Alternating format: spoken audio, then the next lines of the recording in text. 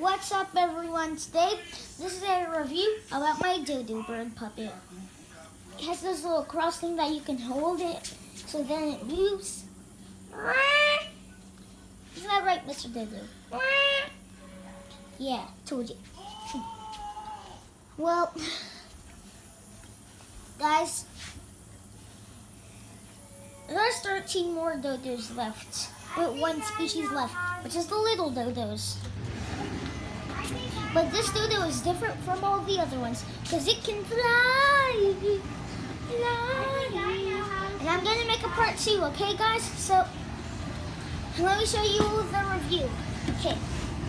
So, head, beak, glass, wings, body, tail, and the wings. Hope you enjoy today's video. Make sure you leave a like, subscribe, and turn on the notification bell if you want to see more videos like this.